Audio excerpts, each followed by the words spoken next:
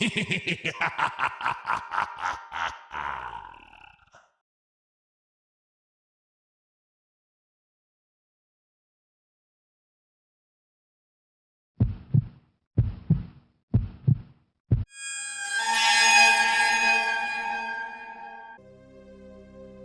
dark web ruined my life. I only went on because I knew my uncle used to. He's really good with computers, so I guess I got my skill with technology from him. I'm not going to say how I got on there, because I don't want to make it easier for others to make the same mistake I did. Anyway, after a little while of looking around, I found a link titled Hypnotizing Scenery. I don't know what compelled me to click on it. I hadn't planned to click on anything at all. I just wanted to look around a bit, to soothe my curiosity, I suppose. When I clicked on it though, well, it was weird. At first it was just a bunch of normal scenery. Pictures of mountains, old castles, oceans, normal stuff. Then the pictures started changing faster and faster. I couldn't even make it out what the pictures were anymore. I saw a lot of red, maybe blood, on clothes or a mattress. I'm not sure, but it also looked like there were words over the pictures. I couldn't read what they said, but in time the pictures switched again. Suddenly, it ended with a blank screen, with white text that read, "Good luck." I feel like I should mention that this was all about 30 seconds. After it ended, I shut everything down and went to bed. The next morning when I woke up, I had this horrible migraine. It just wouldn't go away. When I went to school, everyone seemed so loud and annoying. This one kid, Anthony in particular, was driving me insane. He kept poking me with his pencil, as he did every day. I'd tell him to stop, but he would just laugh. As he did this, I kept thinking about how great it would be if I could just rip his arm out of his socket, maybe poke him with the pencil in the throat, see how he liked it. I had decided the next time he poked me, I would kill him. 1, 2, 3, 4... Poke. I snapped my head around, got up, and ripped the pencil from his hand so hard he fell out of his chair. I got on top of him and held the pencil to his throat, pressing harder and harder. He was grasping at my arms, trying to get me off him, but I felt stronger than ever. He could manage to push me off, as the trickle of blood began to run down the side of his neck. That's when the principal, vice principal, and 3 janitors managed to pull me off. Suddenly, I heard all the screaming and commotion. All 35 students crowded against the walls in the corner, with the teacher gasping for air, crying and backing up against her desk. My parents came and collected me 20 minutes later. The cops were never called, and I guess the kids' parents decided to not call them and press charges. I'm not sure why. I would have. I was expelled from school, however, and my parents were pretty angry. I didn't know what came over me, but as I had that pencil against his throat, all I could think about was how great I felt. Invincible. Powerful. Now, I just feel like the same 16-year-old. 5'3", 120 pounds small girl I was the day before, and my migraine was back. Great. I remembered that it had started to fade away as I tackled Anthony. I tried to get to sleep, but all I could think about was how he got away. I wanted him dead, bloody on the ground and gasping for breath. I wanted to end him. I wanted to be the last thing he saw before he died. I couldn't believe I was thinking this way. I was never violent before, but now it was all I could think about. I didn't care who it was. I just wanted to kill someone. Not just kill them, but torture them. I decided to go back to the page to see if I could find some answers. It was that link that did this to me, turned me into some kind of monster.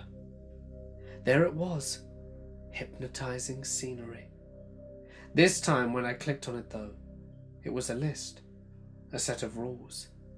Number 1, always finish the kill. If you don't, the migraine will worsen quickly and you'll be dead in 4 months. Number 2, take it slow. Don't finish it off too soon, or the migraine will return faster. Number 3, don't be stupid. Don't get caught. And number 4, leave the mark. Something for them to remember me. A small J carved into their forehead. Number 5, you are my creation. I have made you to continue my legacy. Don't fight it. It's not worth it. I'm now 26 years old and have killed a countless number of people. Anthony was my first official kill, only 3 months after the incident, when I couldn't handle the migraines anymore. I don't think that I'm me anymore. My creator will probably see this and might end me, but I wanted to write this as a warning before the monster takes over again. Don't go on the dark web. It isn't worth it. I work for a huge company that helps bring down bad websites on the web. I cannot reveal the name here, but I have been doing this for many years now. A few years ago, I discovered a group of red rooms called the 5 True Red Rooms on the deep web. Now, don't go lurking around trying to find them because you won't. A true red room cannot be accessed through Tor. If you try, you will just set yourself up for getting a shitty virus on your computer. I have been told that they are scams, but rest assured, a few of them are not. It is very hard for an individual who doesn't understand the concept of the 5 true red rooms to try and break in. Let's just say you have to know someone that runs one of them. It cannot be accessed through Tor. You have to know or be lucky enough to get a passcode to be let in. You have to be proven trustworthy. In this case, I gained the trust of someone who helped moderate one. The true red rooms are a series of 5 rooms, sort of like doors. If you can gain access to the first red room, you pay Bitcoin and show that you are serious, and you may get permission to access the second room, and so on. What's in these evil live streams? I'll tell you. Here's the first true red room. I clicked on the first screen. A black box appeared asking for my passcode. I typed it in. It was 4 numbers and a dash in my username, and was giving me access to the site. Permission granted, it said. I was in. I thought it was too easy. On the first page were a bunch of black video boxes with titles. Some of them were videos titled, "Watch Me Scare Kara," or "Tiffany Gets Spooked." I clicked on the "Watch Me Scare Kara" first. A man with what seemed to be a cell phone camera is pointing it towards the front door. He is inside a home. It looks like he is hiding behind a door, and I can see the living room furniture. A nice leather love seat, and bookshelves are in the room. He is whispering in a foreign language that I cannot understand. He never shows his face. Suddenly the doorknob is turning and I hear keys rattling. A girl in a green nurse's uniform with blonde hair and tan comes in. She is petite looking. She is probably in her 20s. Suddenly, I hear a man's voice scream, "Don't move!" She froze like a deer in headlights, and then screams and drops her keys. A man in all black and a black ski mask is running towards her with a giant hammer. Her arms go up. She screams to block him, and he smacks her in the head twice with the hammer. She falls to the ground, and blood pools on the white carpet. She is completely knocked out. The man points to the man who is hiding behind the door and says what sounds like the word "Don't." Both cameras are shut off. If this was real, it was the most disturbing thing I'd ever seen. It did not look fake at all. I didn't know what happened next. I could only imagine. I didn't even want to click on the second video, but I did. The next video is called Tiffany Gets Spooked. It was even worse. This time the camera zoomed in on what looked to be a park. A woman with brown hair and blue jogging suit is running laps around a track. The foreign-sounding guy is sitting in what appears to be his car, and I can see the cracked windshield. He is wearing black gloves, but never shows his face. He is laughing and talking a little, and the girl is still jogging. I wanted to yell for the poor girl to run away and to get out of the park, and I realized there was nothing I could do. She wouldn't be able to hear me. Suddenly the camera shuts off.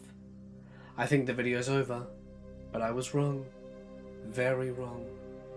The video comes back on what looks like night vision. It is green and a little choppy. I can see what looks like a bunch of pine trees around. Then I see what the camera is focusing on. A girl is in what looks like a trunk, and she is trying to scream. Her legs and arms are tied and bound, and her mouth has a gag in it. It looks like the same girl from earlier in the blue jogging suit. She is barefoot. I can only see the black gloves and a hairy looking arm. It looks like the same guy from the earlier video. He is in all black and is gently brushing her black hair, and the man holding the camera is telling her to calm down in English. She is crying. Then he begins to pull her body out the trunk. Thunk! He bumps her head by accident on the trunk lid. I feel relieved, thinking it's all a joke, and that she will be okay. Suddenly I feel sickened. I can't believe what they're about to do. The man in black with the ski mask lays her on the ground, and she gives up crying and starts screaming. The camera zooms in on her face. The lights go out on her, and all I can see is darkness. The poor girl has lost all hope. I want to cry, and I fight back tears. They began to tie her wrists to the bumper of the car. The cameraman is still there holding the camera. The other man gets the car. I hear the engine roar. They were going to drag her behind it.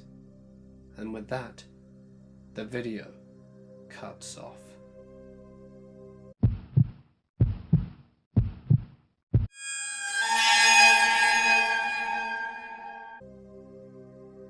It's not a very debatable topic when people say that the internet has infiltrated practically every aspect of human life.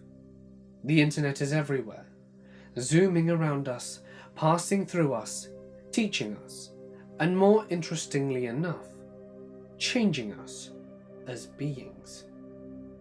Astral projection has been a part of human culture and mythology ever since humans first began living on planet Earth. Different ancient cultures have drawn different pictures of aliens and UFOs on cave walls and all over the planet, independent of each other's stories and myths. Recent developments in certain areas of fringe science tell us that it's possible that alien abductions and astral projection are inseparable experiences. That alien abduction is only possible through an altered state of consciousness, like astral projection. Although most people nowadays, due to the internet, know at least something about what astral projection is, it is still clouded within myth and confusion. How have humans from indigenous tribes to iPad-addicted first graders experienced this phenomenon without hearing stories of it previously? It is very hard to deny that astral projection is anything less than a very real and natural experience. In 1968, Charles T. Tart did an experiment on a woman who claimed to have an out-of-body experience every night when she slept. Over a period of 4 nights, he conducted this experiment and found that during astral projection sessions, the participant reported leaving her body, floating above her bed, and being able to read a 5-digit number placed overhead out of her sight. The 5-digit number matched the one written down by the psychologist. Although this experiment had been picked apart many times, it is still fairly conclusive based on the results of the experiment that an out-of-body experience could very well be the cause, if ruling out telepathy. Astral projection has been conducted many times, almost all with shocking and seemingly conclusive results. Like many metaphysical topics, however, it is hard to prove anything completely. But I don't have to rely on these experiments, because I experience out-of-body phenomenons fairly often. Now, back to the interwebs. Astral projection is when you lay in your bed and your soul, or astral body, leaves your physical body and is able to explore the world free from physical restraints. You could see the Great Wall of China, check on your boyfriend or girlfriend to see if they're cheating on you, and accidentally catch your best friend masturbating when she thinks that no one is watching. Kind of creepy, right? And anyone can do it at any time. With all of these things you can do, it seems like no one in their right mind would waste such potential for fun by spending their out-of-body experience surfing the internet. But that's what I did. And that is what my story is about. I woke up in the night with a tingly feeling over my body and a loud humming in my ears. I felt alert and awake and full of energy. Without thinking, I got up and went to my computer. But my computer wasn't my laptop. It was an old monitor with a rounded glass screen. I realized now that it was the archetype of the computer. I guess the collective unconscious of people visualize a computer as an old Windows machine. I looked back at my bed, and yes, like I thought, I was astral projecting, because I touched the mouse and the screen lit up, revealing an old, cluttered desktop with a green background. The OS looked like a mix of Windows and Mac OS, which I thought was very cool. During astral projection, you are fully conscious, and some report the dream to be even more vivid than real life. Usually, everything isn't the same as the real world. Experts in the field believe the astral realm exists all around us as a kind of fourth dimension, invisible, yet very real, existing as an energetic copy of everything in our world. There were strange programs on the desktop. Some looked like old prototypes of programs like Microsoft Word or GarageBand. Some of the icons that had never been designed showed a small square photo with a skull and small blocky words underneath it that said, "No icon."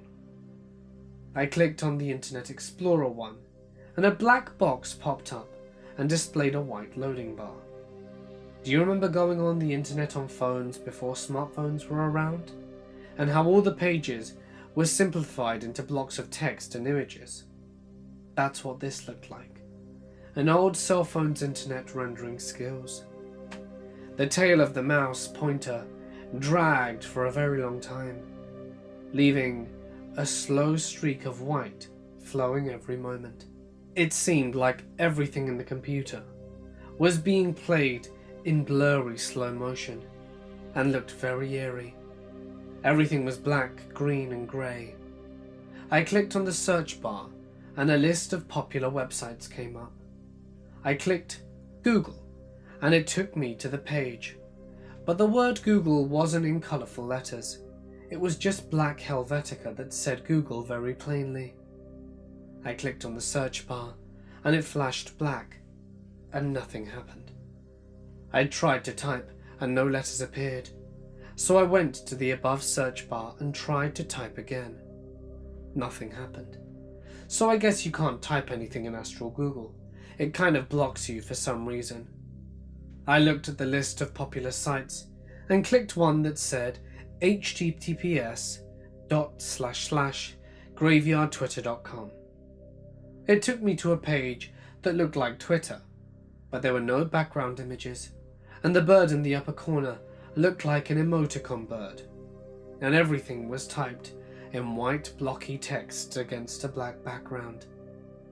I saw a list of celebrity usernames, and then to the right, shockingly enough, my username. I clicked it, and it brought me to my Twitter page, but my profile photo was a very low resolution image of an eye. Very strange, very creepy. The eye was looking straight at me. I scrolled down the page and recognized every tweet, but none that I'd actually ever tweeted. Then I realized each tweet was something that I had meant to tweet about, but forgot or then decided against it. Somehow, it had been sent here. I clicked on my photos and blurred grey .gif images, labelled with pixelated numbers. Each one was geolocated to the place I had posted it, even though I always make sure geolocation is disabled on my phone and computer. I randomly clicked another link and was reminded of the No Sleep Shadowweb story, because what it displayed was a pixelated video of someone making cuts on their arms with a knife, and beneath the video, people were typing things like, "Deeper, cut the vein and just end it."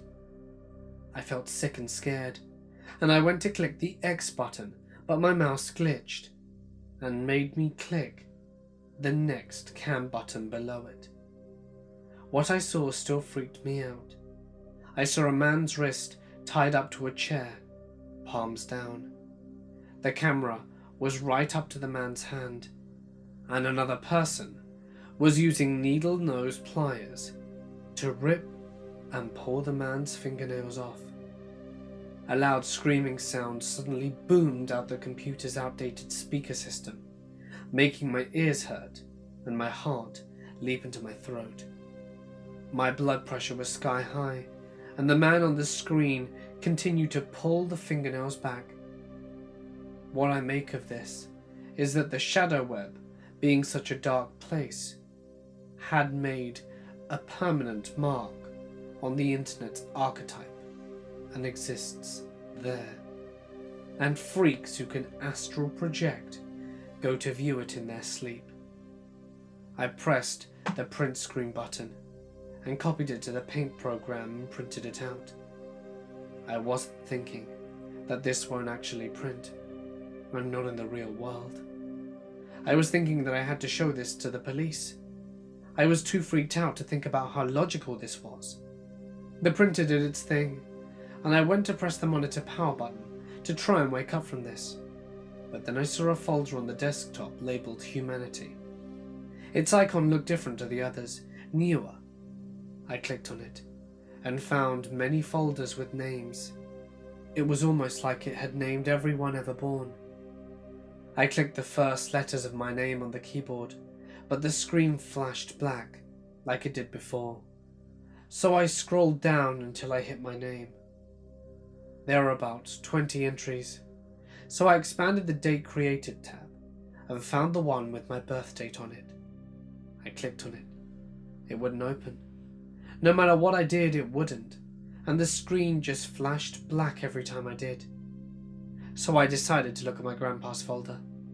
He had died years before, so I scrolled down and found him. And as soon as his folder opened, a video of him popped up on the screen, and he was crying and shaking and yelling. The sound from the speakers was terrifying. It sounded like a mix between a computer glitching out, an air horn, and a human screaming. I couldn't have exited the tab fast enough. I sat there crying and shaking, wondering why that happened.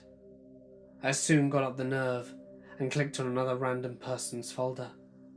All it showed was a picture, as if taken from their webcam, of them calmly surfing the web.